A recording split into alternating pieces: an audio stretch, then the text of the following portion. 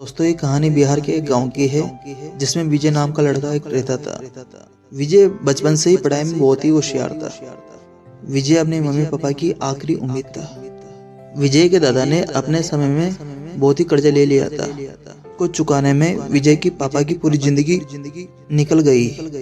उनके पास बस थोड़ी सी जमीन थी जिससे उनका गुजारा हो रहा था। दिन रात काम करने की वजह से विजय के पापा की तबीयत बहुत खराब रहती थी। पर विजय के पापा इस बात का विजय को एहसास नहीं होने देते थे। विजय को पढ़ाई में होशियार देखते हुए उसके मम्मी पापा ने हर वो काम करा जिससे वह अपने बच्चों को पढ़ा सके। विजय की कॉलेज की पढ़ाई खत्म हो चुकी थी, फिर वह एक छोटी सी नौकरी करने लगा जिससे उनका खर्चा निकल जाता था और साथ में कलेक्टर की पढ़ाई भी करने लगा। विजय अपने वक्त का एक मिनट भी फालतू नहीं गुजारता था।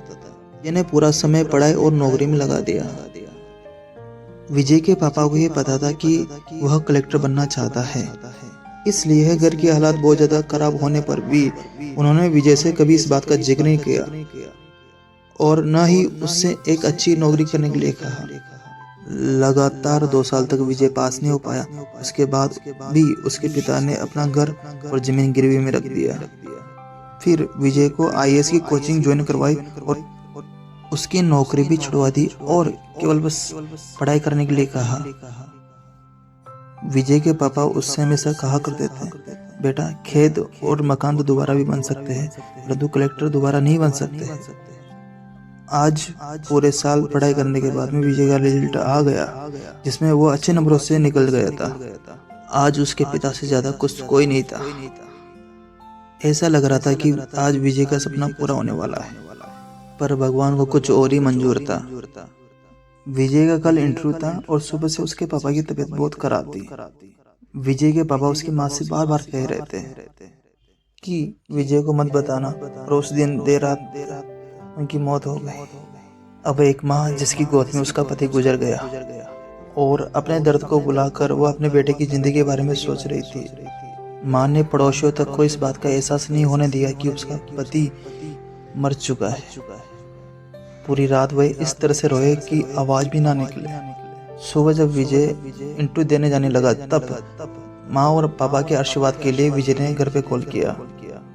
माँ ने कॉल उठाया पर माँ ने पूरी हिम्मत लगा दी अपना सच छुपाने के लिए और विजय को आशीर्वाद दिया।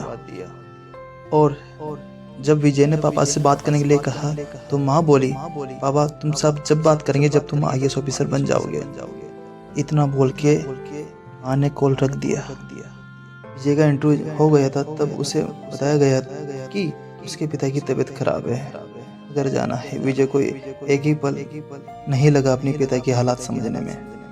विजय घर पहुंचकर पिता के पैरों में गिरकर जोर जोर से रोने लगा, कहने लगा, पापा उठो और देखो देखो मैं कलेक्टर बन चुका हूँ। आज उसके पिता को वो खुशी मिली थी जिसे उनको वर्षों से इंतजार था, पर आज वो इस दुनिया में नहीं थे। शायद भगवान भी विजय के पापा की जिंदगी में सुख देना भूल गए थे। पहले वह अपने पिता के कर्ज में पूरी जिंदगी मजदूरी करते रहे, फिर बेटे के सपनों के लिए घर और जमीन दोनों गिरवी रखनी पड़ी।